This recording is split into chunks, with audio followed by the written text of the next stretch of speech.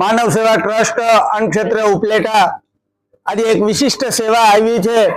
માનવ જ્યોત મુંબઈ એ લુઠિયા સાહેબ અને એની ટીમ દ્વારા જુદા જુદા કપડાઓ આવ્યા છે, નવા જૂના, ladies, gents, girls, boys, purse, રમકડાઓ વગેરે વસ્તુઓ ઘણી બધી આવી છે।